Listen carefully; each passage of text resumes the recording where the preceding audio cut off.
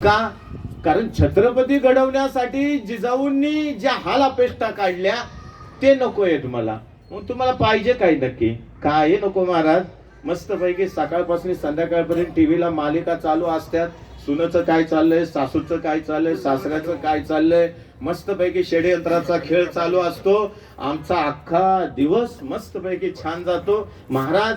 HD channel आहेत, Android TV आहे, लोळायला पलंग आहे, मस्त वैभव आहे. ह्याच्या पलीकडे आम्हाला काय पाहिजे? नातू काय करतोय, त्याला कसं शिक्षण द्यावं, त्याला त्याच्यावर संस्कार कसे करावेत, मुलावर संस्कार कसे करावेत ते बघूया नंतर. तो बिघडेल त्यावेळेस डोळे उघडतात, वेळ निघून गेलेले असते. माता माऊलींनो, जिजाऊंनी करून दाखवलं, सावित्रीमाईंनी आम्हाला हे करून दाखवलं. ज्या ज्या संत महापुरुषांनी या धर्तीवरती जन्म घेतला, त्यांच्या माईंनी, त्यांच्या आईंनी, त्यांच्या पत्नींनी हे सर्व आम्हाला करून दाखवलं. आम्हाला काय अवघड आहे?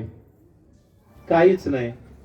आणि म्हणून आम्हाला संतांची वाणी वाचली पाहिजे, महापुरुषांची चरित्र वाचली पाहिजे, त्याशिवाय आमच्या लक्षात यायचं नाही. आजच उदाहरण घ्या ना, साधं सुधं. आपण याच्यावरही प्रकाश टाकू की आज हा आनंदाचा दिवस, आपण सर्व एकत्र या ठिकाणी जमलेलो आहोत. कशासाठी जमलो आपण? जगद्गुरु रविदास महाराजांच्या नावाखाली जमलो. मग ते जमवलं कुणी? ठोंबरे कुटुंबानी.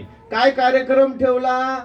तर अजय क्लिनिकचं आज ओपनिंग, होमिओ क्लिनिकचं ओपनिंग, त्याचबरोबर या वास्तूचं गृहप्रवेश. मग त्यांना असंही करता आलं असतं, 4 कुठून तरी पंडित बोलवणे, होम हवन करणे, याव करणे, त्याव करणे आणि आपलं झालं. पण त्यांनी तसं का केलं नाही?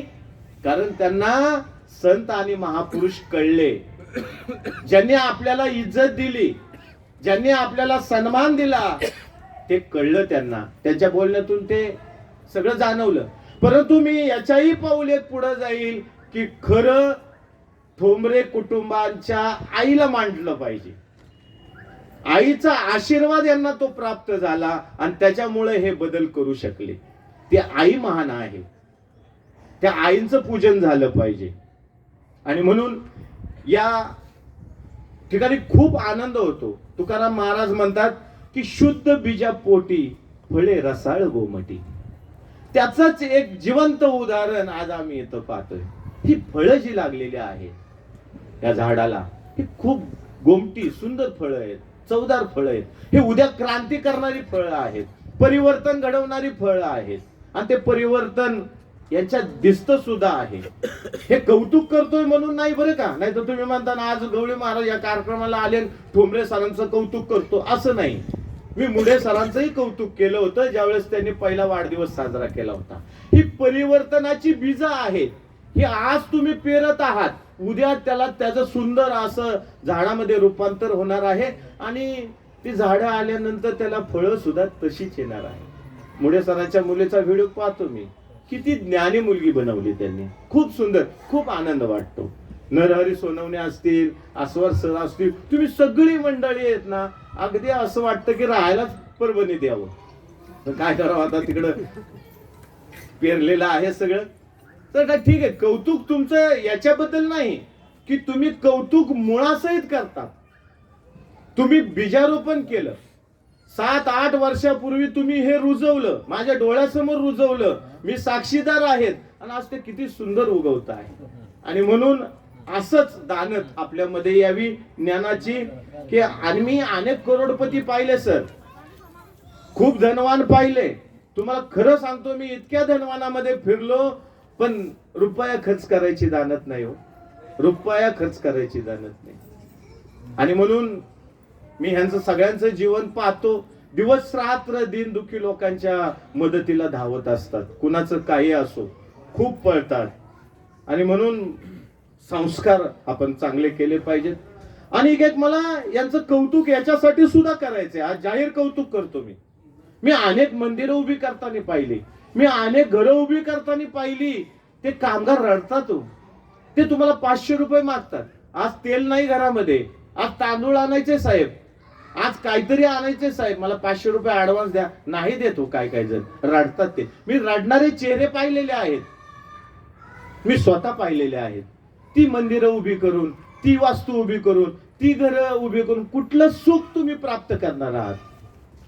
आणि ऐकून इतका आनंद झाला की ही वास्तू उभी करताना जे कामगार आहेत त्या कामगारांचा सत्कार कार्यक्रम झाले होते करणार आहेत, त्या कामगारांना मान सन्मान देणार आहेत. अहो कुठले विचार आहेत हे? कुणी दिले यांना हे विचार? कुठून मिळवले यांनी विचार? कसे पेरले, कसे जाणलं? जे आमची वास्तू उभी करतात त्यांना आनंदी नाही ठेवायचं, आम्ही ठेवलं पाहिजे. त्यांना काय हवं काय नको पाहिलं पाहिजे, त्यांच्यावर सुद्धा प्रेम केलं पाहिजे. ती सुद्धा माणसं आहेत, आम्ही सुद्धा माणसं आहे. थोडं धन आमच्याकडे जास्त आलं म्हणून काय झालं? आम्ही थोडं श्रीमंत झालो म्हणून काय झालं? एक काळी आम्ही शून्यात होतो, आम्ही गरीब होतो, त्याच्यातून आलो, त्यांचाही मान सन्मान ठेवला पाहिजे. किती सुंदर कल्पना आहे. इथून पुढं जे वास्तू बांधतील ते किती प्रेम करतील कामगारावर. अरे ये बाबा ये, माझ्यातला एक तुकडा खा, थोडस जेवण कर, हे पाणी पी, काय तुला आडी अडचण आहे का? अहो किती भरून उरलं. अहो परमेश्वरच इथं आहे. जे का रंजले गांजले त्यासी म्हणे जो आपुले, तोची साधू ओळखावा देव तेथेची जाणाव. अहो अजून काय पाहिजे? किती छान संकल्पना आहे पा. अशाच संकल्पना तुमच्या विचारातून बाहेर निघणार आहेत. त्याला जागवा, त्याला वाढवा, त्याला रुजवा आणि सुंदर जीवन बनवा. जीवन खूप सुंदर आहे, खूप सुंदर आहे. त्याला अजून सुंदर बनवा. जीवनाच्या प्रत्येक क्षणाचा आनंद घ्या, एक दिवसाचा आनंद घ्या. कुठलाही दिवस व्हायला जाऊ देऊ नका. आणि म्हणून आम्हाला हे कळलं पाहिजे की जीवन म्हणजे नक्की काय. अरे जीवन म्हणतो, पण जीवन म्हणजे नक्की काय? तर एक सुंदर उदाहरणार्थ तुम्हाला सांगतो की एखाद्या माशाने दुसऱ्या माशाला विचारावं की बाबा सागर म्हणजे काय, पाणी म्हणजे काय? आता तो दुसरा मासा त्याला काय उत्तर देणार? त्यालाच मुळात माहिती नसतं सागर म्हणजे काय, पाणी म्हणजे काय. तुम्हाला वाटेल असं कसं, ते पाण्यात सारं दाव. खरंच आहे, पाण्यात राहणाऱ्या माशाला नाही सांगता येत पाणी म्हणजे सागर म्हणजे काय. त्याला कधी सांगता येतं माहितीये का? तप्त वाळू मध्ये त्याला 1 सेकंदासाठी बाहेर काढायचं. 1 सेकंदासाठी त्याला बाहेर काढलं ना पाण्याच्या, अरे कळतं की ते पाणी म्हणजे आपलं जीवन आहे, ते सागर म्हणजे आपलं जीवन आहे. त्याच्याशिवाय आपण 1 मिनिट सुद्धा राहू शकत नाही. मग हे आम्हाला कधी कळणार? हॉस्पिटलच्या खॉटवर पडल्यानंतर. आम्ही बिडी ओढतो, सिगारेट ओढतो, गांजा ओढतात, दारू पितात, या शरीराचा नाश करतात. सगळ्या संतांनी याला विरोध केलाय. पण हे कळणार कधी? जीवन बहुमूल्य आहे, अनमोल आहे, हे कधी कळणार? दवाखान्यात गेल्यावर. वेळ निघून गेलेली असते, काळ निघून गेलेला असतो, हातात काही राहत नाही, मृत्यू समोर असतो. मग समजून काय उपयोग आहे? म्हणून वेळीच जागा झालं पाहिजे. आम्हाला जीवन म्हणजे काय हे कळलं पाहिजे. जगद्गुरु रविदास महाराज म्हणतात, जीवन ज्योति कैसे जगे कैसे होय अंत, रविदास मनुष्य न जानही जानत है भगवंत. अरे बाबा हो, जन्म कसा होतो आणि मृत्यूनंतर काय होतं, जन्म मृत्यूचा हे सगळं गणित तुम्हाला नाही कळणार. जगद्गुरु रविदास महाराज म्हणतात हे कळतं ते फक्त त्या प्रभू परमेश्वराला. मग तो प्रभू परमेश्वर म्हणजे काय? आताच झालं आपलं बोलणं. तो प्रभू परमेश्वर म्हणजे पंचमहाभूत. मग त्यात अग्नी असेल, वायू असेल, पृथ्वी असेल, हवा असेल आणि आकाश असेल. या सर्वांमध्ये सगळे जीव जन्माला येतात आणि या सर्वांमध्ये सर्व जीव मृत्यू पावतात. हे एक निसर्गाचं चक्र आहे. इथं काही नष्ट होत नाही, फक्त परिवर्तित होतं. परिवर्तन हा संसाराचा नियम आहे. आणि म्हणून सांगायला इतका आनंद वाटतो की बाबा हो, परमेश्वर म्हणजे काय तपासत बसू नका. नाही तर जा ह्या तीर्थक्षेत्राला, जा त्या तीर्थक्षेत्राला, मार ह्याच्यात बुडी, मार त्याच्यात बुडी. परमेश्वर भेटत नाही. परमेश्वर अनुभवायची गोष्ट आहे आणि तो आनंदातून मिळतो. ते पाहूया आपण पुढे. परंतु जगद्गुरु रविदास महाराज आणि सर्व संतांनी सांगितलं की जीवन किती अनमोल आहे, त्याला असंच व्हायला घालू नका. बघा ना आमच्या जीवनातला एक दिवस कसा चाललाय. आणि म्हणून जगद्गुरु रविदास महाराज म्हणतात की परमेश्वर म्हणजे हरीसारखा आणि हरी म्हणजे हिऱ्यासारखा अनमोल हिरा असतो. आणि म्हणून आम्हाला ते कळलं पाहिजे. आम्ही राम शब्दाचं स्पष्टीकरण पाहिलं. त्याकरता इथून पुढच्या जीवनामध्ये जर कधी हरी शब्द आला, राम शब्द आला, तर त्याचा अर्थ असा घ्या, प्राकृतिक अर्थ घ्या, प्रकृती घ्या किंवा ईश्वर घ्या, विश्व घ्या, निसर्ग घ्या. याला सर्व संतांनी हरी म्हटलेला आहे, राम म्हटलेला आहे. आमच्या ज्ञानेश्वर महाराजांनी आम्हाला आता विश्वात्मके देवे येणे वागिज्ञ तोषावे पसायदान दिलं हो. आम्हाला कळलं का ते? आमचं तोंडपाठ आहे पण आम्हाला अर्थ कळत नाही. हीच अवस्था सर्व संतांच्या वाणीबद्दल झाली. विश्वाच्या परमात्म्याला, विश्वाच्या देवताला ते मागणी मागतायत, नम्रपणे प्रार्थना करतात. हे आम्हाला कळलं पाहिजे. प्रत्येक संतांनी आम्हाला हे सांगितलं. आम्हाला का कळत नाही? कारण आम्हाला त्याची ओढ नाही. आम्ही ज्ञानी प्रवचनात जात नाही. आम्हाला टीव्हीवरचे प्रवचन पाहिजेत किंवा वेशभूषा केलेल्या महाराजाची प्रवचनं पाहिजेत किंवा कुठेतरी चमत्कार सांगितलेल्या कथा पाहिजेत किंवा कुठेतरी दिखाव्याचं पाहिजे. अशाने ईश्वर प्राप्त होत नाही, अशाने काहीच प्राप्त होत नाही. आणि म्हणून नामदेव महाराजांचा एक सुंदर दाखला इथं देतो, म्हणजे तुमच्या लक्षात येईल. मी मगाशी उल्लेख केला नामदेव महाराजांचा, नामदेव रचिला पाया तुका झालासी कळस. नामदेव महाराजांचे 61 अभंग गुरु ग्रंथ साहिब मध्ये आहे. हे सांगायचं कारण की जगद्गुरु रविदास महाराजांचे 60 अभंग आणि 1 श्लोक गुरु ग्रंथ साहिब मध्ये आहेत. कबीर महाराजांचे जवळपास 250 अभंग गुरु ग्रंथ साहिब मध्ये आहेत. आता पुढचा प्रश्न आम्हाला असा पडतो, मग हे गुरु ग्रंथ साहिब म्हणजे नक्की काय? गुरु ग्रंथ साहिब म्हणजे आज जो शीख धर्म आहे ते शिखांचे 10 गुरु झाले. गुरु नानकांपासून 10वे गुरु गुरु गोविंद सिंगांपर्यंत 10 गुरु झाले. त्याच्यानंतर त्यांनी गुरु परंपरा, जीवित गुरु परंपरा खंडित केली आणि त्याच्यानंतर एक ग्रंथ गुरु म्हणून गादीवर ठेवलं. त्याच ग्रंथाची पूजा आज होते. त्याच्यामध्ये 36 संतांची वाणी आहे. त्याच्यामध्ये नामदेव महाराज, कबीर आणि रविदास महाराज यांची वाणी आहे. म्हणजे माझं जे कुलदैवत आहे, मी ज्यांना कुलगुरू मानतो, त्यांची पूजा, त्यांची आरती शिखांच्या गुरुद्वारामध्ये रोज सकाळ आणि संध्याकाळ होते. हेच आम्हाला माहिती नाही. हे समजून घेतलं पाहिजे. किती उंच दर्जा माझ्या गुरुचा आहे हेच आम्हाला कुणी आजपर्यंत सांगितलं नाही.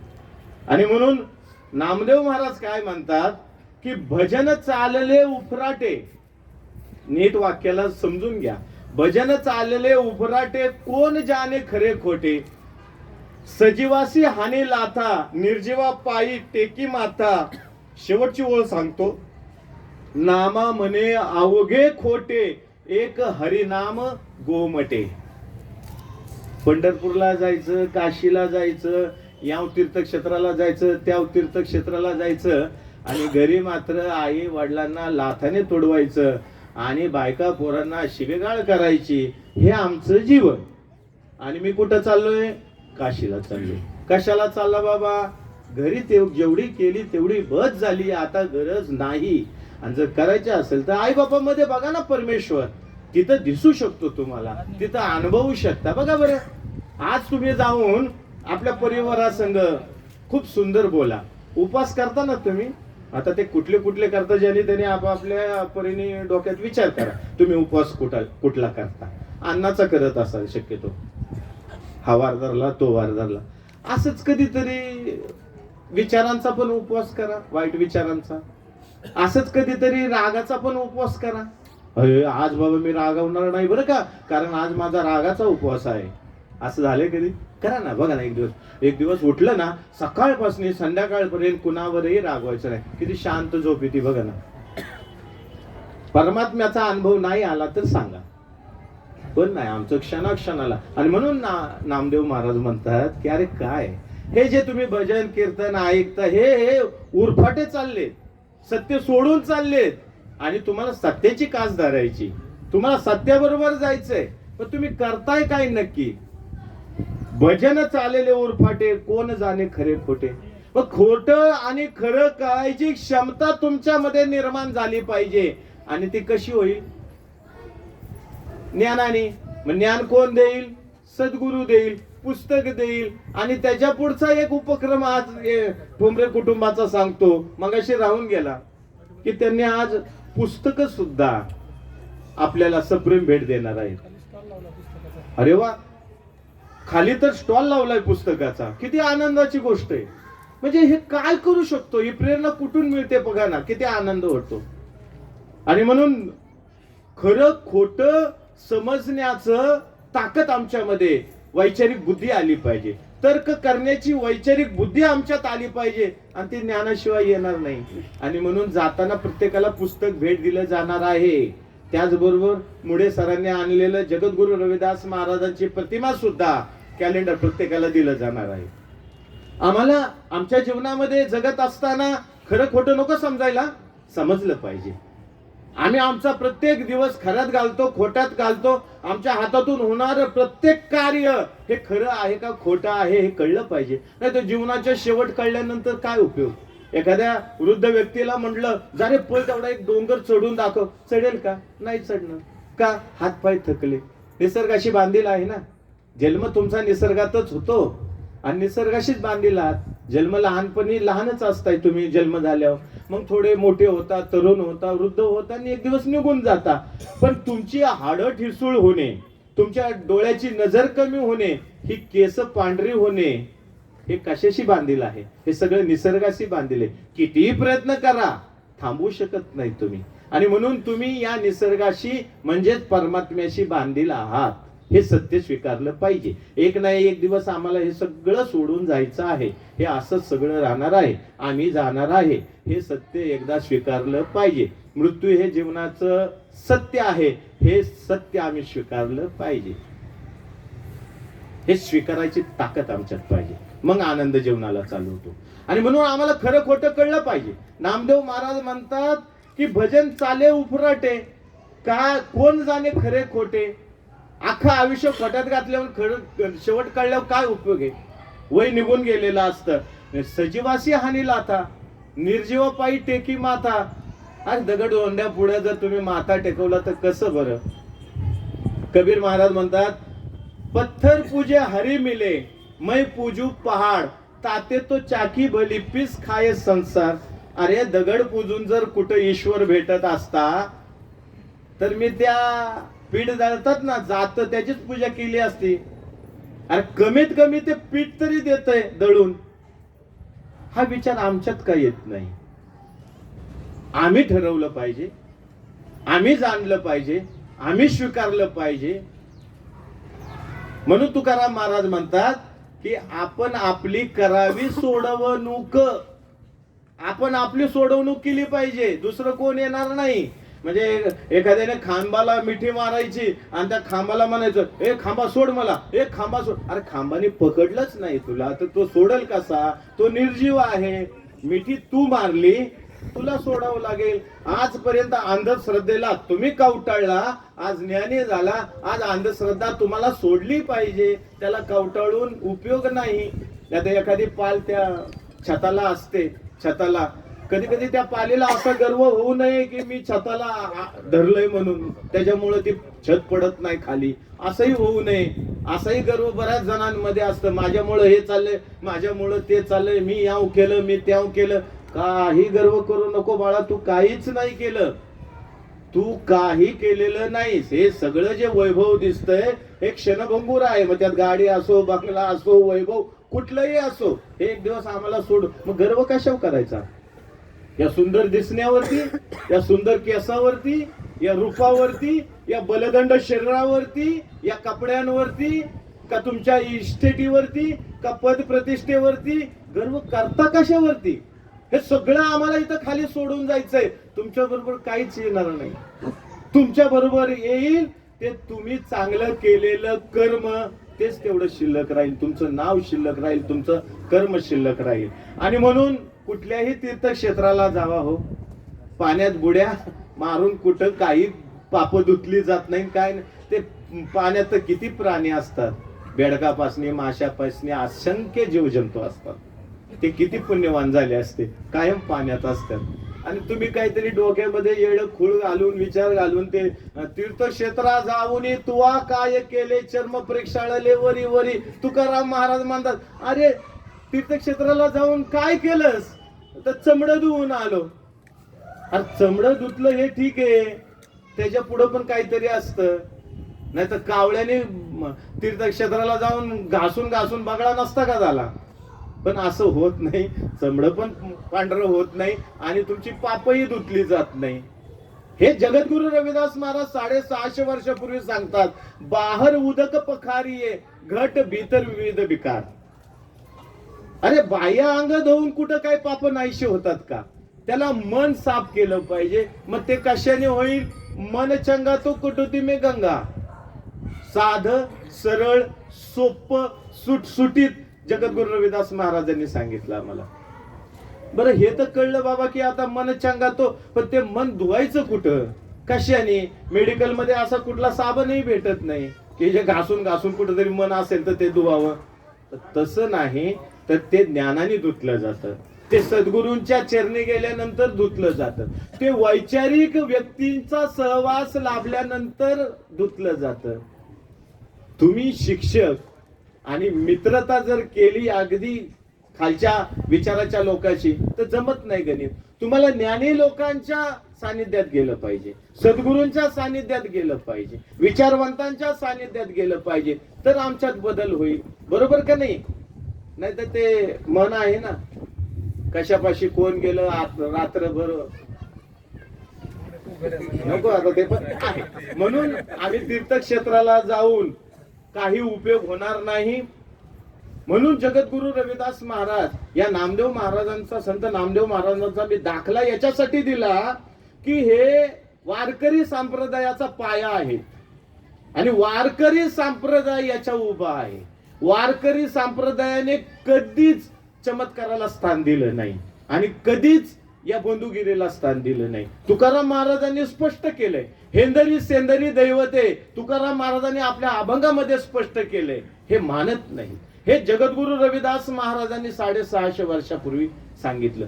जगद्गुरु तुकाराम महाराजांनी आपल्या अमृतवाणीमध्ये जगद्गुरु रविदास महाराजांचं कौतुक केलंय. अमृतवाणीमध्ये जगद्गुरु रविदास महाराजांचा एक सुंदर अभंग आहे. ऐसी भक्ति ना होई रे भाई, राम नाम बिन जो कुछ कहिए सो सब भरम का है. अरे अशी भक्ती होत नाही बाबा, तुम्ही जसं समजताय तसं, की कुठंतरी मंदिरात जा, ताट भरून फुलं ने, अगरबत्त्या ने, नारळ ने, हार ने, तुरे ने, नैवेद्य ने, आणि त्याच दगडाच्या मूर्तीला म्हणायचं, हे बघ मी किती आणलं, केवढ्याचा हार आणला, केवढ्याचं तोरण आणलं, केवढ्याचं काय आणलं, हे तुला मी अर्पण करतोय. हा अभिषेक, हे ह्याचं दूध, हे ते काय, मग ते मोठेपण असतं. त्या अहमभावाने कुठं परमेश्वर प्राप्त होतो का? हे सोडलं पाहिजे. जगद्गुरु रविदास महाराजांचा एक सुंदर अभंग आहे, मगाशी उल्लेख आलता त्याचा. दूधत बछरे थन बिटारियो, फूल भवर जल मीन बिगारो, माई गोविंद पूजा कहाले चराऊ, और न फूल अनुपन पाऊ. याचं उत्तर इतकं श्रेष्ठ आहे आणि या उत्तर जर तुम्हाला कळलं तर जीवनाचं सार्थक झालं. पण हे उत्तर काय आहे बघा. म्हणजे जगद्गुरु रविदास महाराजांनी या अभंगामध्ये हे स्पष्ट केलंय की माई गोविंद पूजा कहाले चराऊ. मी जसं लोक पूजा करतात तशी पूजा करत नाही. तुम्ही दिखाव्याची पूजा करता आणि त्याच मूर्ती पुढं मागणं पण मागता, नवस करता. मी अशी पूजा करत नाही. म्हणजे उदाहरणार्थ त्यांनी दिलं की गाईचं दूध आपण घेऊन जातो की हे अभिषेक करण्यासाठी. स्पष्ट लिहिलंय जगद्गुरु रविदास महाराजांच्या अमृतवाणीमध्ये. मी माझ्या मनाचं काही सांगत नाही, म्हणून एवढं ताकदीनिशी मी सांगत आहे की समजा तुम्ही दूध नेलं, अहो ते दूध बनवणारा कोण आहे? त्या गाईच्या स्तनामध्ये त्या प्रकृतीने दूध बनवलेलं आहे, त्या निसर्गाने दूध बनवलेलं आहे. परत ते कशासाठी बनवले? त्या वासरासाठी बनवले. तुम्ही पाना फोडण्यासाठी त्या वासराला पुढं करता आणि ते दूध काढून घेता, स्वतः पिता, स्वतःचा स्वार्थ झाला, ती कधीतरी देवपूजालाही वापरतो. जगद्गुरु रविदास महाराज म्हणतात, माझी अशी पूजा नाही. असं उष्टवलेलं दूध मी प्रभू परमात्म्याला कसं अर्पण करू? माझ्याच्याने होत नाही. मग त्यांनी एक एक उदाहरण दिले. अगरबत्ती लावायची ईश्वरा म्हणलं तर त्याचा वास मी पहिल्यांदा घेतो. अरे ईश्वरा, तुला नैवेद्य जरी दाखवायचं म्हटलं तरी पहिलं मन माझं जातं. अरे ईश्वरा, तुला चंदन लावायचं म्हटलं तरी ते अमृत व्हायचं म्हटलं तरी त्याच्याबरोबर विषारी साप असतो, संगत वाईट, म्हणून मी ते पण नाही करू. असं टप्प्याटप्प्याने सगळी उदाहरणं दिल्यात. पण याचं मर्म, याचं उत्तर जगद्गुरु रविदास महाराजांनी दिलं. ते खूप मार्मिक आहे. ते आम्हाला कळलं की आमची बाह्य पूजा, दिखाव्याची पूजा ही बंद होते. जगद्गुरु रविदास महाराजांचं उत्तर काय आहे तर जगद्गुरु रविदास महाराज म्हणतात, तन मन अर्पू पूज चराऊ, तन मन अर्पू पूज चराऊ, य गुरुप्रसाद निरंजन पाऊ. अरे प्रभू परमात्मा, एक सुंदर शरीर मला दिलेलं आहे. हे सुंदर शरीर तुझ्याच नामस्मरणाने मी पवित्र करून घेतलंय आणि तुझ्याच नामस्मरणाने पवित्र करून घेतलेलं हे सुंदर शरीर हेच मी तुझ्यावर अर्पण करत आहे. याच्या पलीकडली पूजा मला माहित नाही आणि मी ती करतही नाही, परंतु अशा प्रकारची पूजा मी रोज करतो. काय अवघड आहे सांगा बरं मला?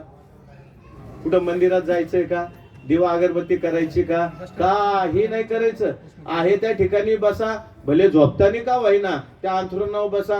हे प्रभू परमात्मा, इतकं सुंदर शरीर दिलं, इतकं निरोगी ठेवलं, आजपर्यंत माझे डोळे उघडे आहेत म्हणजे मी जिवंत आहे आणि मी हे सगळं सुख अनुभवतो आहे. एवढं सुंदर कुटुंब दिलं, एवढं सुंदर जीवन दिलं.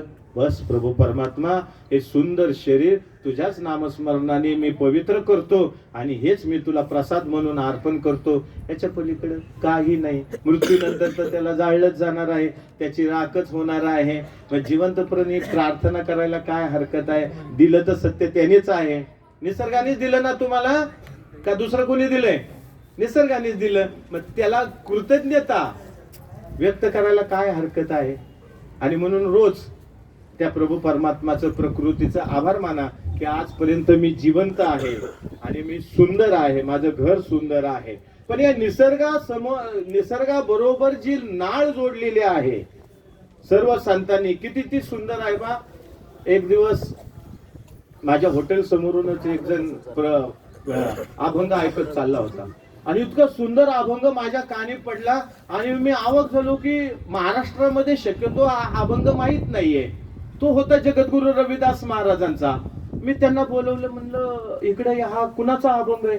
म्हणले माहित नाही, कानाला चांगला ऐका येतोय म्हणून मी ऐकतोय. अहो म्हटलं हा रविदास महाराजांचा अभंग आहे. नाही नाही म्हणले, असं कसं? अहो म्हणे रविदास महाराजांचा अभंग आहे. तो कुठला होता? अनुप जलोटाने गायलेला आणि अनुराधा पौडवाल यांनी गायलेला तो अभंग होता. अब कैसे छूट नाम रट लागी, प्रभुजी तुम चंदन हम पाणी. इतका सुंदर अभंग आहे, अख्खा भारतभर म्हणजे अगदी प्रसिद्ध अभंग आहे आणि रेडिओवर पण कितीतरी वेळा हा अभंग झालेला आहे. पण त्यामध्ये जगद्गुरु रविदास महाराजांनी निसर्गाशी काय नातं आहे हे सांगितलं. आम्ही मातीतून कसं जन्माला आलो किंवा मातीशी आमचा काय संबंध आहे हे जगद्गुरु रविदास महाराजांनी सांगितलं. कारण काय काय लोक काय करतात, मातीशी संबंध तोडतात. अभिमान गर्व एकदा आतमध्ये झाला की आम्ही बरोबर मातीशी संबंध तोडतो. जगद्गुरु रविदास महाराज म्हणतात, प्रभुजी तुम चंदन हम पाणी. थोडक्यात घेतो, मला वाटतं उशीर झाला असावा, थोडक्यात सगळ्या गोष्टी बघू आपण. जगद्गुरु रविदास महाराज म्हणतात, प्रभुजी तू चंदन असशील तर मी पाणी आहे. दोघांचं मिलाप झाल्याशिवाय सुगंध येतच नाही. प्रभुजी तुम घनबन हम मोरा. अरे प्रभू परमात्मा, तू जंगलामधला मोर असशील तर मी तू जंगल असशील तर त्याच्यामध्ये नाचणारा मी मोर आहे. निसर्गाशी संबंध कसा सांगितलाय बघा. तुम मोती हम धागा, तुम स्वामी हम दासा, ऐसी भक्ती करे रैदासा. प्रत्येक ठिकाणी त्यांनी निसर्गाला जुळवलेलं आहे. म्हणजेच प्रभू परमात्मा आणि तुम्ही वेगळे नाहीत. आता हे कसं सांगायचं तर तुम्ही प्रभू परमात्म्याचेच एक अंश आहात. तुम्ही जिवंत आहात म्हणजेच प्रभू परमात्म्याचे एक अंश आहात. पण विषय काय होतो, थोडक्यात घेतो. वाईज रनिंग मध्ये दोन प्रकारच्या क्रांती असतात, एक राज्य क्रांती आणि एक समाज क्रांती. राज्य क्रांती करत असताना एक राजा दुसऱ्या राजाच्या विरोधात लढत असतो. लक्षात घ्या नीट मी काय म्हणतो ते. तेव्हा त्याला त्याचा जात धर्म वगैरे काही त्याचं घेणं देणं नसतं. ते राज्य पाहिजे मला, तो हिस्सा पाहिजे म्हणून लढत असतो. आणि दुसरा असतं समाज क्रांती.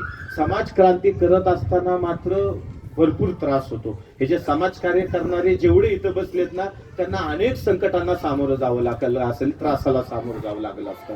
कारण समाज क्रांती करत असताना ज्याला समजून सांगायचंय तोच माझा भाऊ आहे. तीच माझी आई आहे, तेच माझं मित्र आहे, तोच माझे वडील आहेत, तेच माझे मामा काका परिवार भाऊबंद आहेत, समाज आहे. मला त्यांना सांगायचे. काय सांगायचे? याला खरी भक्ती म्हणतात, याला खोटी भक्ती म्हणतात, याला अंधश्रद्धा म्हणतात, याला सत्य म्हणतात. आणि त्याच्यातून बाहेर काढत असताना समाजाला खूप त्रास होतो, खूप त्रास होतो. एवढा त्रास सहन करून काम करत असतात लोक. खूप त्यांचं कौतुक करावं असं वाटतं. आणि म्हणून आम्ही जगद्गुरु रविदास महाराजांच्या एका अभंगावरती जर प्रकाश टाकला तर किती सुंदर सुंदर ज्ञानाने भरलेले अभंग आहेत. उदाहरणार्थ, तोही मोही मोही तोही अंतर कैसा, बेगमपुरा शहर को नाव, कूप भरियो जैसे दादरा. म्हणजे एखाद्या डबक्यामध्ये विहिरीमध्ये बेडूक असेल तो त्या बेडकाचं जीवन तेवढंच असतं, त्याला बाहेरची दुनिया कळतच नाही. त्याप्रमाणे आमचं जीवन आहे. मृग बीन भृंग पतंग कुंचन. इतका सुंदर अभंग आहे की एका विकाराने एक प्राणी कसा नाहीसा होतो, नष्ट होतो, मृत्यू पावतो. आमच्यात तर 5 विकार भरलेले आहेत. म्हणजे हत्तीमध्ये कामवासना असेल, हरणीमध्ये सुगंधाचा असेल, माश्यामध्ये खाण्याचा असेल, भृंग भोवऱ्यामध्ये वासाचा असेल, कमळामध्ये ते मिटलं जातं, पतंग लाईटीवर जे जळतं पाखरू त्याला पतंग म्हणतात. हे एका विकाराने नष्ट होतात. आमच्यात तर 5 विकार भरलेत. आम्ही कसं जगतो? आम्ही समजून घेतलं पाहिजे. संत तुझी तन संगत प्राण, संतांची संगत आणि संतांवर केलेलं प्रेम याच्यामध्ये दिसतं. तुम चंदन हम रंड बापुरे. किती सुंदर अभंग आहेत. माटी को पुतळा कैसे नचत है. अरे माणसा, मातीचा पुतळा आहेस, काय गर्वाने चाललेला आहेस. एक दिवस तुझी मातीच होणार आहे. नाम तेरो आरती मजन मुरारी. आता सांगितल्याप्रमाणे, खाली केल्याप्रमाणे, किंवा आता माई गोविंद पूजा कहालेच्या हा अभंग सांगितल्याप्रमाणे जगद्गुरु रविदास महाराजांची आरती गुरुद्वारामध्ये 2 टाइमला होते. तर त्या आरतीचा अर्थ काय? काय त्या आरतीचा अर्थ आम्हाला माहित नाही. नुसतंच आम्ही म्हणतो नाम तेरो आरती मजन मुरारे, हरि के नाम बिनु जुटे सगळ पसारे. आणि जगद्गुरु रविदास महाराज स्वतः सांगतात, प्रकृती शिवाय, हरी शिवाय, ईश्वराशिवाय सगळं डोळ्याला जे काय दिसतं ते खोटं आहे, नश्वर आहे. या नश्वर दुनियेत तुमचा जन्म झालेला आहे. सत्य समजून घ्या. त्याच्यानंतरचा सुंदर अभंग, जो दिन आवई सो दिन जाई, करना कुछ रहन तीर नाही. अरे मनुष्य, जो दिवस उजडणार आहे तो जाणार पण आहे. मृत्यू तुझी वाट पाहत आहे, कशाला गर्व करतो. किती छान छान. नाथ कछू ना जाणू. अजून सुंदर अभंग. हे प्रभू परमात्मा, मी मायेच्या मोहामध्ये अडकलेलो आहे. नाथ, मला काही समजत नाही. नाथ कछू ना जाणू. मला ह्याच्यातून बाहेर पडायचं. एकापेक्षा एक दर्जेदार अभंग. ऐसी लाल तुझबिन कोण करे, गरीब निवाज गुसया मेरा माते छत्र दरे. काशीमध्ये पंडित आणि जगद्गुरु रविदास महाराजांमध्ये वादावादी झाली आणि असं ठरलं गेलं की जो कोण हरेल त्यांनी पालखीला खांदा द्यायचा आणि जो कोण जिंकेल त्यांनी पालखीत बसायचं. जगद्गुरु रविदास महाराजांचा विजय झाला. आज दगडा समान तिथले पंडित कुठेही झुकणार नाहीत, वाकणार नाहीत. ते पंडित जगद्गुरु रविदास महाराजांसमोर झुकले. हा काशीचा इतिहास आहे, तो अजूनपर्यंत आम्हाला कळला नाही. जगद्गुरु रविदास महाराज सोन्याच्या पालखीमध्ये आहेत आणि त्याला खांदा ब्राह्मणांनी दिलेला आहे, पंडितांनी दिलेला आहे, विप्रांनी दिलेला आहे. विप्र म्हणतात. आणि त्यावेळेस मात्र सोन्याच्या पालखीत बसून राजांनी स्वतः वरती छत्री सोन्याची धरलेली आहेत. अहो, हे मी कथा सांगत नाही, ही गोष्ट सांगत नाही, हे काशी मधलं जिवंत उदाहरण सांगतोय, ज्याचं प्रमाण अमृतवाणीमध्ये आहे. अशा टायमाला सोन्याच्या पालखीत बसल्यानंतर सुद्धा जगद्गुरु रविदास महाराजांना कुठल्याही प्रकारचा गर्व नाही झालेला. ते त्या प्रभू परमात्म्याला म्हणतायत, ऐसी लाल तुझबिन कोण करे, गरीब निवाज गुस्सा मेरा माते छत्र झाले. अरे प्रभू परमात्मा, अरे तुझ्याशिवाय हे कोण करू शकतं? सोन्याच्या पालखीमध्ये एक अस्पृश्य समजल्या जाणाऱ्या व्यक्तीला अरे केवढ्या उंचावर नेऊन ठेवलं. एक अभंग इतका अप्रतिम आहे. नागरजना नागरजना मेरी जात बिखियात चमा. नागरमल राजाला उद्देशून सांगतात की हे नागरमल राजा, माझी जात ही चांभार जात आहे. जातही त्यांनी कुठं लपवलेली नाही. हृदय राम गोविंद गुण सांग, परंतु माझ्या हृदयामध्ये मात्र हरीचं प्रेम आहे. मिलत प्यारो प्राणनाथ, नर्य हर चंचल है मत मोरी. किती सुंदर. देहो कलाली एक प्याला. या तर अभंगावरती आज परदेशामध्ये सुद्धा इतकं गायन केलं जातं आणि इतकं समजून घेतलं जातं. पांडे कैसे पूजी रची रे. अरे पंडितांनो, ब्राह्मणांनो, अरे कसं तुम्ही ही पूजा करता. किती फसवता, किती अवडंबन आहे, हे स्पष्टपणे जगद्गुरु रविदास महाराजांनी मांडलेलं आहे. रे मन मांचला संसाल समुदय. हे संसाराच्या या जाळ्यामध्ये अडकल्यानंतर, त्या माशाची जाळ्यात अडकल्यानंतर जशी अवस्था होती तशी माझी अवस्था झालेली आहे. याच्यातून सुटायचं कसं, बाहेर पडायचं कसं, हे जगद्गुरु रविदास महाराजांनी त्याच वेळी सांगितलंय. आपण महत्वाचे मुद्दे पाहू. हे सांगणं गरजेचं होतं मला.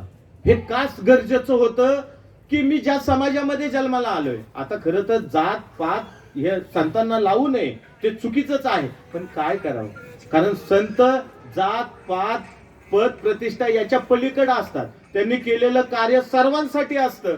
पण आता आपण त्या जातीत जन्माला आलोय, आम्हाला आमच्या समाजाला अंधश्रद्धा कर्मकांडाच्या बाहेर काढायचंय, तर मात्र मग आम्हाला आमच्या कुलदैवताचा अमृतवाणीचा आधार घेणं गरजेचं असतं. आणि म्हणून जात प्रतिष्ठा कुलवंश धर्म सामाजिक स्तर याच्यावरती संतांची बरोबरी करू नये. त्यांनी समस्त मानवांसाठी काम केलेलं आहे. आणि हे सांगण्याचं दुसरं एक कारण की ग्रंथामध्ये किती भरभरून दिले. मला वाटतं बऱ्याच जणांनी आज पहिल्यांदा ऐकलं असं की एवढं ज्ञान ग्रंथामध्ये. मला असंच कीर्तन करताना प्रवचन करताना एक जण आला आणि ते हे ग्रंथ पाहिला, जाडजूड ग्रंथ पाहिला. हा जगद्गुरु रविदास महाराजांचा ग्रंथ आहे, अजून एक ह्याच्यापेक्षा मोठा आहे. आणि त्यांनी असे उद्गार काढले, वा किती जाड ग्रंथ आहे, किती मोठा ग्रंथ आहे.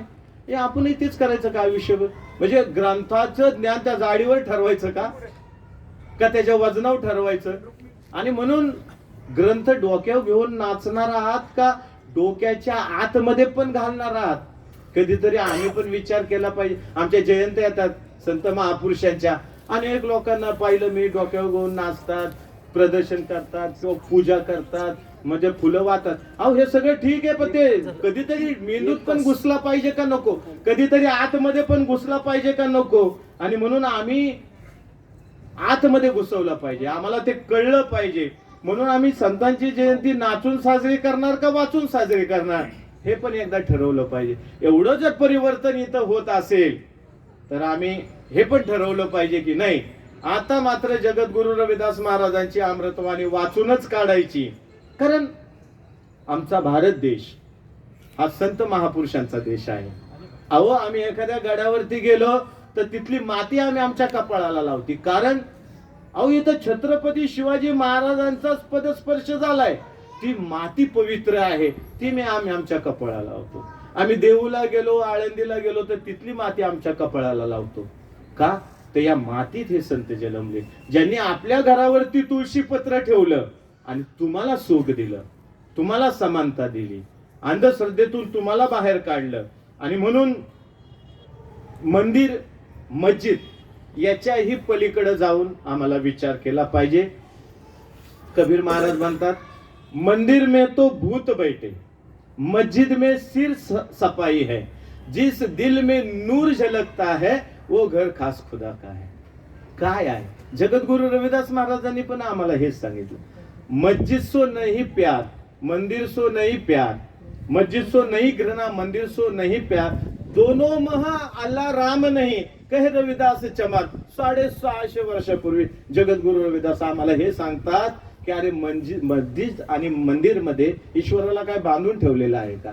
ह्या दोन्ही मध्ये ईश्वर नाहीये पाहायला गेलं तर. पण तुमचा जे अभ्यास तसा असेल, जसं मुलाला शाळेत घालावं पहिली दुसरी, त्यासाठी तुम्हाला मंदिर लागत असेल तर ती गोष्ट वेगळी आहे.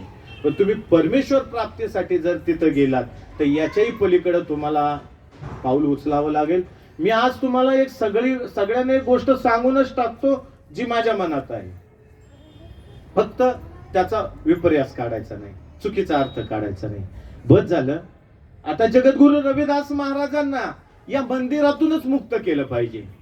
मी अनेक ठिकाणी पाहतो, अहो मग करताय काय तुम्ही? पिढ्यानपिढ्या आमच्या बापदादांनी तीच अंधश्रद्धा जपली, तेच वाढवलं, तेच आम्ही गुरु रविदास महाराजांबद्दल करतो. मला असं म्हणायचं नाहीये की गुरु रविदास महाराजांची मंदिरं बांधू नका, बांधा. समाज तिथं एकत्र येईल, ज्ञानाचा प्रकाश होईल, तिथं ग्रंथालय स्थापन करा जेणेकरून समाज प्रभावित होईल, ज्ञानी होईल. परंतु जगद्गुरु रविदास महाराजांना परत तुम्ही ओवाळत बसले, जगद्गुरु रविदास महाराजांच्या पुढे तुम्ही परत घंटाच वाजवत बसले. ज्योतच लावत बसले आणि पुढे नवसच करत बसले.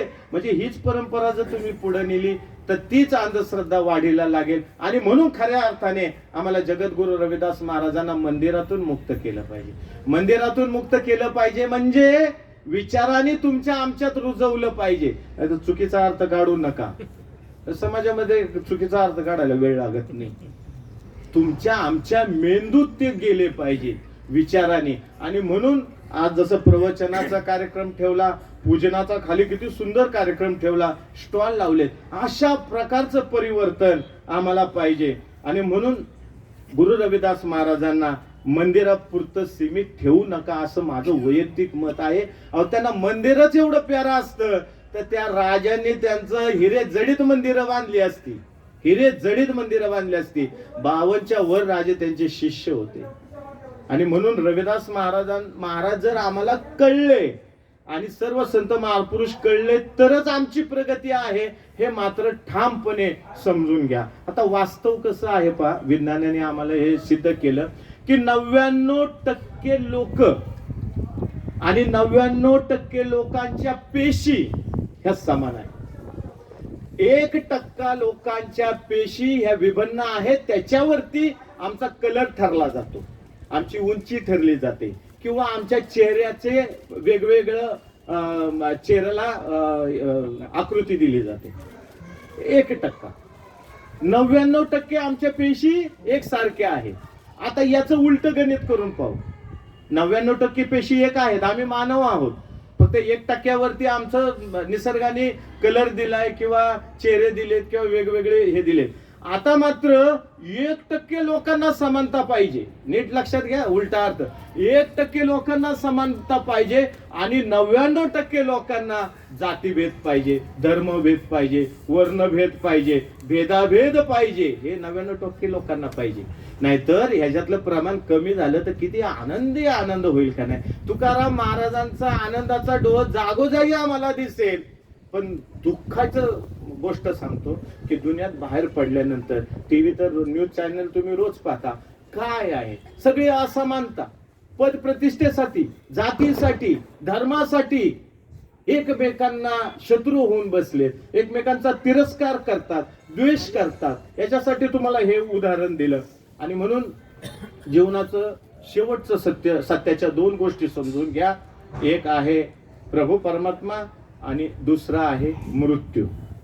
एक आम्हाला जिवंतपणी प्राप्त करायचं आहे, अनुभवायचं आहे, त्यानुसार जीवन जगायचं आहे. आणि दुसरं जे आहे ते जीवनाचं शेवटचं सत्य आहे. आम्हाला खरं प्रत्येकाला असं वाटतं मृत्यू येऊ नये, कुणाला आनंद होणार आहे, असं वाटतं भरभरून जगावं. पण आता आम्ही दुःखात जगतोय त्याचं काय? आता आम्हाला सुख मिळालं पाहिजे, आत्ताचा क्षण आम्ही सुखात जगलं पाहिजे, हा विचार आम्ही केला पाहिजे. म्हणजे जीवन आनंदित होईल. नाही तर तुम्ही काळजी करू नका. एक दिवस तुम्ही काय, मी बसलेलो काय, सगळे जाणार आहेत. मग थोडं वाईट वाटतं लोकांना, हा मृत्यू, थोडं घाबरतो. तुम्ही काळजी करू नका, सगळं तयार आहे. तुमचा फक्त श्वास बंद व्हायची वाट पाहतात बघा, बाकी सगळं तयार आहे. तिकडं ते तिरडीचं सामान पण तयार आहे. फक्त त्याला फोन करायचा किंवा तिथं जायचंय सामान आणायला, तो तयारच आहे, बसलेलाच आहे तुम्हाला द्यायचं. पेटवणारे पण तयारच आहे, फक्त ते ठेवायची गरज आहे की ते रडणारे तर त्याच्या अगोदर तयार आहेत, त्यांना फक्त बातमी पोचवायची गरज आहे. ते तयारच आहेत बघा. सगळे तुम्हाला राग करायला तयार आहेत. हे माहिती असून सुद्धा तुम्ही प्रत्येक क्षण आणि प्रत्येक दिवस दुःखात का घालता, हा मोठा प्रश्न आहे. आणि म्हणून आम्हाला सर्वात अगोदर जीवन कळलं पाहिजे आणि ते आनंदी कसं ठेवावं हे कळलं पाहिजे. हे कळलं की मग दिवस रात्र आमचा आनंद आहे. तुम्हाला असं कोण म्हणणार नाही संसाराचा त्याग करा, कामधंद्याचा त्याग करा, सगळं करायचं. आईवडिलाची सेवा करा, तुमची कर्तव्य पार पाडा, कामधंदा करा, प्रामाणिक सगळं काम करा. आणि हे सगळं करत असताना मात्र चैतन्याला जागवा, या हृदयाला जागवा, ह्याच्यातली घाण बाहेर टाका आणि चांगलं स्वीकारा. जीवनाचं सार्थक झाल्याशिवाय राहणार नाही. जगद्गुरु रविदास महाराज म्हणतात, यह तन ऐसा जैसे घास की टाटी, जल गयो घास रह गयो माटी. अरे बाबा, हे शरीर, तन म्हणजे शरीर, हे त्या गवताच्या काडीप्रमाणे आहे. काडी लावली की क्षणार्धात त्याची राख होणार आहे. आम्ही ही वस्तुस्थिती स्वीकारली पाहिजे. अनेक जणांबरोबर चर्चा होत असताना मी सांगतो बऱ्याच जणांना की अरे गावाचा नकाशा कुणाला बदलायचा असेल, नवीन गाव जर स्थापन करायचं असेल तर गावाच्या मधोमध स्मशानभूमी बांधा, मधोमध बांधा. प्रत्येक व्यक्तीला घराबाहेर पडल्यानंतर जाताना येताना ते स्मरण झालं पाहिजे की एक दिवस शेवट आपल्याला इथं यायचं. आणि ज्यावेळेस हे स्मरण होतं, खरं सांगतो मी की एक दिवस मला जायचंय, माणूस बदलल्याशिवाय राहत नाही. चुकीचं काम हातात मी होत नाही, पण त्याचं स्मरण पाहिजे. पण तू वाईट काम करताना स्मरण राहत नाही. म्हणून स्मशानभूमी रस्त्याच्या मधोमध असावी, एक संकल्पना आपली की लोकांना कळावं. नाही तर बरेच लोक माहिती बरोबर जातात, मग ते काय रामनाम सत्य म्हणत असतील, काय म्हणत असतील, आणि मस्तपैकी परत येतात. नाही मी कुणाला तरी घालून आलो या विचारात परत येतात. पण चुकीचं आहे. तुम्ही घालवून नाही आला, जो गेलाय त्याने तुम्हाला नेलंय की ही शेवटची जागा तुझी आहे म्हणून, तुला पण इथं यायचं आहे म्हणून. नीट समजून घ्या. तुम्ही घालवत नसताय, विचार केला ना की माणूस बदलतो. आणि म्हणून जगद्गुरु रविदास महाराज म्हणतात, जो दिन आवई सो दिन जाई करना कुछ.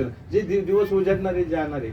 एका अभंगात जगद्गुरु एवढंही सांगतात, बाही बंद कुटुंब सेहरा वो भी लाग काढ सवेरा, घर की नार वहत न लागे वो तो भूत भूत कर बागे. बाई बंद कुटुंब. अरे तुला भावच जाळा येणार आहेत, कुटुंबच जाळा येणार आहे, भावकी जाळा येणार आहे, ती परतही येणार आहे, तू जळणार आहे.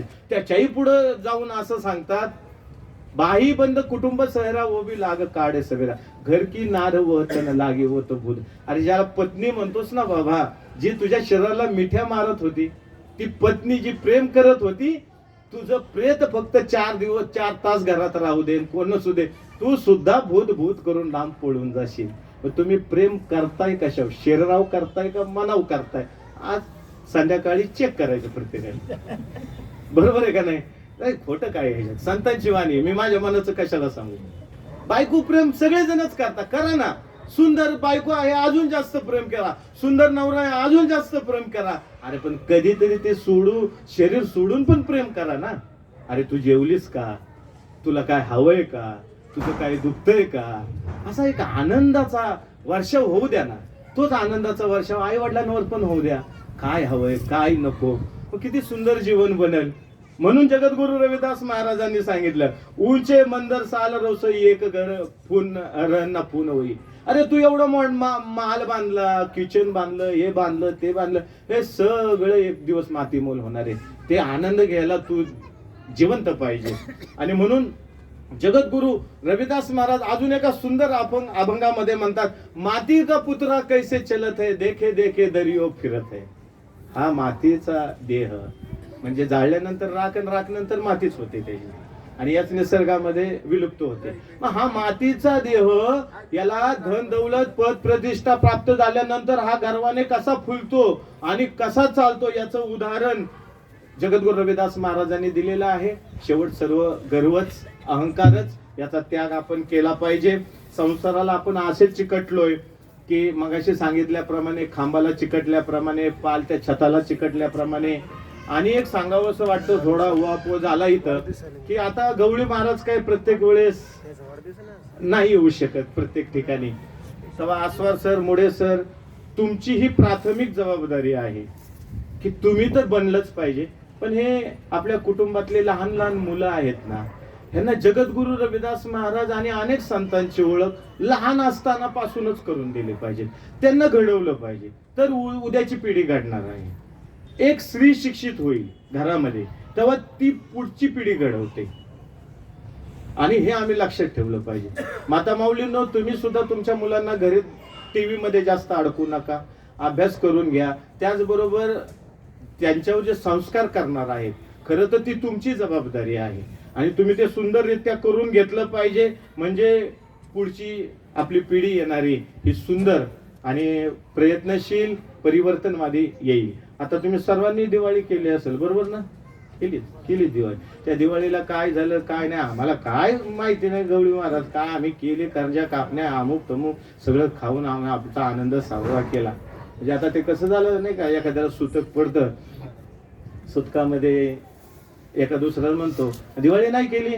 नाही केली, पण ते आपली घरात लहान मुलं होती, आता ते कुणाच्या तोंडाकडे बघणार, इकडे तिकडे जाण, म्हणून थोडे 4 लाडू केले. म्हणजे तुम्हाला करायचं असतं, मग ते काहीतरी कारण असतंच. मग तसं दिवाळीला तुम्ही किती किती पंत्या लावल्या असतात आहे ना, घराच्या बाहेर, दुकानाच्या बाहेर मस्तपैकी असं रांगोळी काढून पंत्या लावल्या असतात. पण सर्व संत महापुरुषांनी सांगितलं, बाबा हो, किती पंत्या लावा आणि किती ज्योती लावा, त्या बाहेर लावणार. तुम्ही कुठं लावणार? बाहेर लावणार. हृदयामधली ज्योत कधी पेटवणार, त्याला ज्ञानी कधी करणार. आणि म्हणून ती दिवाळी आमच्या काही कामाची नाही जिथं बाहेर प्रकाश पडला जातो. आणि म्हणून बुद्धांनी आम्हाला सांगितलं की आत दीपभव, की स्वयंप्रकाशित व्हा, स्वयंज्ञानी व्हा, तुम्ही स्वतःची चेतना जागवा. मी चांगलं बोलतोय ना? आणि म्हणून त्याप्रमाणे तुम्ही आपलं जीवन व्यतीत केलं पाहिजे. शेवटच्या 1-2 मुद्द्याकडे वळूया, ते सांगणं फार गरजेचं आहे मला. आपण चमत्काराला भुललेली माणसं आहोत. जिथं कुठं चमत्कार असेल तिथं तर तुम्ही लाईनच लावता डायरेक्ट. म्हणजे आता जगद्गुरु रविदास, जगद्गुरु तुकाराम महाराज या अभ्यासाचं बाजूला राहिलं, पण एखाद्याने चमत्कार सांगितला की पहिलं आम्हाला बघायचंय, आम्हाला अनुभवायचे. ही तुमची एक वृत्ती आहे आणि ती परंपरेने आली. पण कधीच त्याच्यावरती तुम्ही तर्क करत नाही की हा चमत्कार नसून हे निसर्गाचं काहीतरी गुपित असावं. नंतर शोध लागल्यानंतर कळतं. म्हणजे आता तुम्ही चमत्कार बाबांकडनं खूप बघितलं असं, हातातून चैन काढणे, कुठंतरी जाळ तयार करणे, काय कलर बदलणे, लिंबूत म्हणजे हे सगळे आता अंधश्रद्धा आहे. हे आमच्या दाभोळकर सरांनी सांगितलं, पानसरे सरांनी सांगितलं, त्यासाठी त्यांना आपला जीव गमवावा लागला. परंतु आम्हाला किती लोक मृत्युमुखी पडल्यानंतर, जीव दिल्यानंतर ह्या सगळ्या गोष्टी कळणार आहेत. संत महापुरुषांना काही कमी त्रास झाला का? किती त्रास झाला तो. तुकाराम महाराजांना तर किती त्रास दिला गेला. आणि म्हणून आम्हाला हे कळलं पाहिजे की या सृष्टीमध्ये चमत्कार वगैरे असं काही नसतं. चमत्कारच ऐकायचा आहे ना तुम्हाला, चमत्कारच पाहायचा आहे ना. आता मागे एकदा घटना झाली होती, दगडाच्या मूर्तीतून दूध येणे, पाणी येणे, बरोबर का नाही? हे तर बरोबर आहे का नाही? पण याला चमत्कार म्हणतात का हो? खरं सांगा. त्याला पाजणे ह्याला चमत्कार म्हणतात का? म्हणजे दगडाची मूर्ती दूध पिते, पाणी पिते, म्हणून तुम्ही लाईन लावली. कोण चमच्याने पाजतंय, कोण कशाने पाजतंय, काय अर्थ आहे याला? आणि निसर्गाचा चमत्कार आहे का? काही विज्ञान असू शकतो, पण चमत्कार तिथंच घडू शकतो, त्या क्षणाला घडू शकतो, त्या जागेवर घडू शकतो. फक्त याच्या उलट झालं पाहिजे. त्या मूर्तीतून दूध बाहेर आलं पाहिजे, त्या मूर्तीतून पाणी बाहेर आलं पाहिजे. अहो, आमचे रंजले गांजले, दीन दुबळे, दुःखी, पीडित, भुकेलेले, म्हणजे आज भूकसंख्या म्हणजे अगदी अर्ध उपाशी राहणारी लोक आहेत, ह्यांना ते मिळेल ना. आणि मग आम्ही अगदी आमच्या डोक्यावर घेऊन ती मूर्ती नाचू, या रे बाबा हो, हे दूध प्या, हे पाणी प्या. अहो, आम्ही कुठल्या शतकात राहतो? आम्ही विज्ञानाची कास का पकडत नाही? तुम्हाला चमत्कारच ऐकायचेत ना, ऐका चमत्कार. सर्व संतांनी झालं आणि तुमच्या डोळ्यासमोर चमत्कार सांगतो. बघा, आता प्रत्येकाने समजून घ्या चमत्कार म्हणजे काय असतं. हे डोळे, 2 डोळे, ह्याच्यात पाठीमागं कुठला इलेक्ट्रॉनिक सेल आहे का? ह्याच्यामधले डायोड, कॅपॅसिटर वगैरे काय असे इलेक्ट्रिक पार्ट आहेत का? पण या चामड्याने बनलेल्या डोळ्याने तुम्हाला दिसतं कसं काय? हा कधी विचार केला? हे कान कशाचे आहेत? चमड्याचे आहेत. आणि आतमध्ये काढलं, ज्यावेळेस आपण पाहतो डॉक्टर करतात त्याचं ऑपरेशन, आतमध्ये चमडच आहे, हाडच आहेत. आणि मग त्या चमड्यातून, त्या हाडातून हे आवाज ऐकायला कसा येतो? हे गळा आहे, मी जे आता बोलतोय तुम्ही ऐकताय, हे आवाज कसा तयार होतो या चमड्यातून? हा निसर्गाचा चमत्कार नाही का? आणि हा प्रत्येक चमत्कार तुमच्या बरोबर घडतो आहे का नाही? मग तुम्ही याला शरण जात नाही कधी. दगड दूध पितोय म्हणले की तिकडं लगेच लाईन. आणि इथं तुमच्या स्वतःला जर तुम्ही चेक केलं तर तुम्ही स्वतः चमत्काराने भरलेला आहात. तिथं मात्र समजत नाही. असं का होतं? मग या प्रकृतीला आम्ही समजून घेतलं पाहिजे, या निसर्गाला आम्ही समजून घेतलं पाहिजे, या संतांच्या अमृतवाणीला आम्ही समजून घेतलं पाहिजे. नाहीतर मग हायच आमचं लवकरात लवकर सोडा. तुकाराम महाराज म्हणतात, 900 कन्या पुत्र होती तो का करणे लागे पती. हे सगळ्यालाच माहित आहे. नवसानी जर पोरं होत असते तर पती करायची काय गरज आहे. आणि म्हणून आजपासून नवस, व्रत वैकल्य, उपास तापास आणि अंधश्रद्धाला बळी पडू नका. तीर्थक्षेत्राला जर गेलेच तर तिथल्या संतांची वाणी वाचा, ना की त्या पाण्यात आंघोळ करून पाप नैसे होतील अशी कल्पना घेऊन जाऊ नका. अंधश्रद्धा जीवनातली कमी करा आणि आपलं जीवन सुखी बनवा. सुखी जीवनच आम्हाला तारेल. आणि या चमत्कारांबरोबरच आमच्या जीवनामध्ये अनेक साधू संत येतात. ते साधू संत कसे असावेत? निव्वळ भगवा कपडा घातला, पांढरा कपडा घातला म्हणजे त्याच्या पाया पडलं पाहिजे असं नाही. तर खरा साधू संत कसा ओळखायचा? शेवटचा पॉइंट घेतो. तुम्ही थकलेले आहात, थोडंफार दिसतंय. तर कसं ओळखायचं? खऱ्या साधूच्या चरणी कसं जायचं? कारण मला आत्ता तरी वाटतं की बहुतेक 90% 99% तर बंधूच आहेत. आज कोण जेलमध्ये आहे, कोण बाहेर आहे, कोण मठाधीश आहे, कुणाच्या अरबपती संपत्ती आहे, त्यांच्याशी आपल्याला देणं घेणं नाही. ते अजून अरबपती होत आणि काय होत, पण तुम्ही मात्र फसू नका. या मूळ मुद्द्याशी मी तुम्हाला बांधून ठेवतो. एक राजा असतो बघा, एक छोटीशी कथा सांगतो म्हणजे तुमच्या लक्षात येईल.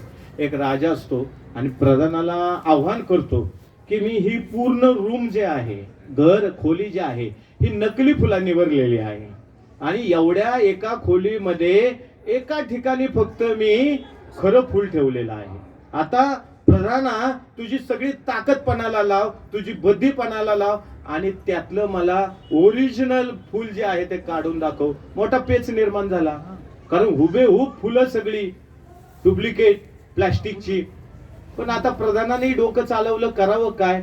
मग त्या प्रधानाने एक आदेश दिला, म्हणला महाराज इथं गरम लय होतंय, खूप गरम होतंय, थोडस एक खिडकी उघडा खोलीची. ती खिडकी उघडली गेली आणि त्या खिडकीतून मात्र एक मधमाशी आली आणि ओरिजिनल फुलावर जाऊन बसली. प्रधान उठला, ते फुल काढलं, महाराजांना म्हणलं हो का हे ओरिजिनल फुल. महाराजही चकित झालं, म्हणले कसं काय ओळखलंय, कसं काय ओळखलं? तर तेव्हा त्यांना सांगितलं गेलं की महाराज, ती मधमाशी ज्या फुलावर बसली ते नकली असूच शकत नाही. सांगायचा भाव हा की तुम्ही ओरिजिनल संतांच्या चरणी गेलात, तुम्ही ओरिजिनल संतांच्या अमृतवाणीला अभ्यासलं तर मात्र तुमच्या जीवनामध्ये दुःख येणार नाही. मी शेवटचा एक पॉइंट म्हणतो आणि इथं बंद करतो की तुम्हाला सांगणं काय गरजेचं आहे की आज तुमची फसवणूक का होते, तर तुम्ही चुकीच्या साधू संतांच्या पायी जाता, नतमस्तक होता. मग महाराज आम्हाला ओरिजिनल साधू संत कसा ओळखायचा? तर त्याचे काही तुम्हाला मुद्दे देतो. हे मुद्दे जर तुम्हाला त्याच्यात दिसले तर त्याच्या चरणी लोळांगण घ्या. अक्षरशः माझं कुठलंही बंधन नसेल, पण ह्याच्यातला मुद्दा जर तुम्हाला त्याच्यात दिसला नाही तर अजिबात पाया पडू नका, अजिबात त्याच्या सानिध्यात जाऊ नका. आता जगद्गुरु रविदास महाराजांनी सांगितलेले मुद्दे सांगतोय. माझ्या मनाचा नाही. जगद्गुरु रविदास महाराज आपल्या दोह्यांमध्ये रविदास सोयी साधो भलो या संपूर्ण 84 ते 98 इतक्या क्रमांकाचे दोहे आहेत. 84 ते 98.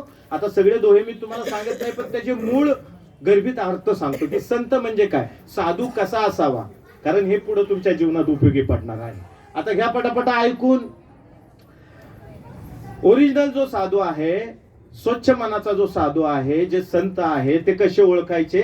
कारण तो मायावी संसारात बुडत नाही, प्रभू नामात लीन असतो, ज्याच्याजवळ अहंकार नाही, ज्याच्याकडे अवगुण नाही, ज्याच्याकडे द्वेष नाही, ज्याच्याकडे सगळ्यांसाठी सुख पाहण्याचा चिंतनाचा कायम विचार असतो, जो सत्यवादी असतो, जो स्वतःची प्रशंसा करत नाही, जो मन मायापासून मुक्त असतो, ज्याने विकाराचा त्याग केलेला असतो, जो कधीही खोटं बोलत नाही, जो दुसऱ्याला कधीही त्रास देत नाही, पीडा देत नाही, किंवा दुसऱ्याची पीडा दुःख पाहून बेचैन होतो, दुसऱ्या उपकार करणारा, बोलण्यात व कृतीत बदल न करणारा, मनात कपट नाही, पक्षपात नाही, क्षमाशील स्वभावाचा, सरळ स्वभावाचा, वचन भाषा निर्मळ असणारा, ज्याचा व्यवहार हंसाप्रमाणे, म्हणजे दुधात पाणी ओतलं तर हंस दूध आणि पाणी वेगळं करतो, फक्त दूधच ओढतो, खाली पाणी राहतं, अशा प्रकारे सत्य जाणणारा, ज्याला मीपणाचा दोष नाही, विषय वासना ज्याच्या मनात नाही, सुख व दुःख दोन्ही समान पाहणारा,